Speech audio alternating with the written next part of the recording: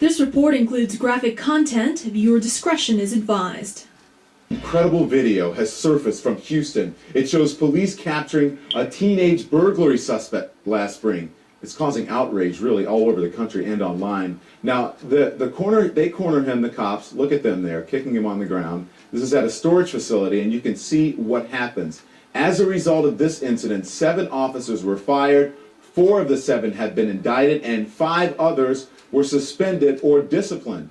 We talked about this last night with our legal contributor, Sonny Houston, and tonight we have the attorney for Chad Hawley. He is a teenager you see on that videotape. His attorney is Wilvin Carter, and he joins us tonight from Houston. Good evening, Mr. Carter. Thanks for joining us. Hey, good evening, Don. How are you doing? Hey, yes, you are asking for a federal investigation. You said it's systematic brutality in the Houston Police Department. What's your evidence of that? I can barely hear you. Say again? I said you're asking for a federal investigation because of systematic brutality, you believe, in the Houston Police Department. What's your evidence of that?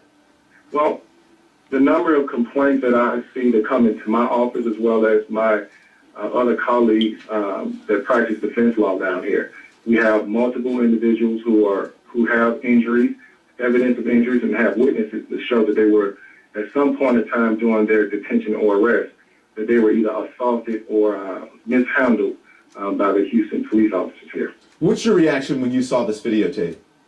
I was shocked, appalled. It just reminded me of the 60s. When I grew up, it was lawlessness.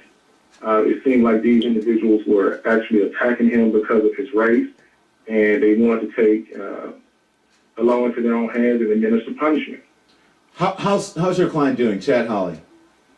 As of right now, he's at school. He's trying to get on with his life. He had some problems coping with this incident, and he continues to have to relive this incident as long as the legal process continues to unfold down here in Houston. We understand that there were some issues with the mother. What's going on with her? Well, my understanding is that she has had some problems at her job. She's also had people speaking badly to her about her son, as well as just saying that she's a bad parent. And is that because of this incident she's had problems?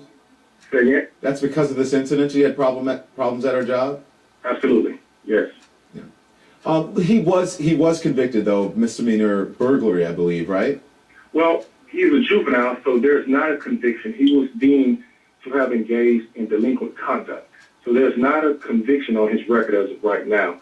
And also there's a appeal that we have that's pending right now that we're getting ready to process and have it work through the Court of Appeals down here in Houston. Mm-hmm.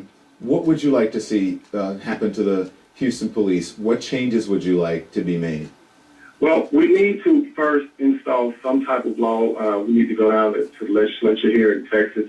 We need to have a law in place to where officers, when they behave in excessive conduct or excessive force down here, they are now going to receive some type of felony penalty instead of some misdemeanor penalty that they're under here in Houston now. Also, when officers have been deemed to have engaged in excessive force, they need to lose their jobs without pay and possibly not even return back to the force.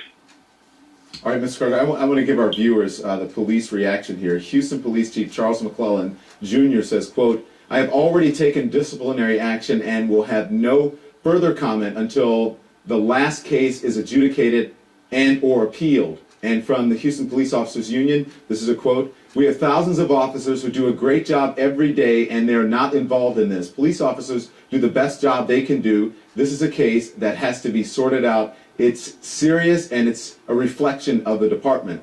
And Houston's mayor said this week that she is, quote, "shocked and disgusted by what's on that videotape." So listen, what's next for Chad and for your client in this case?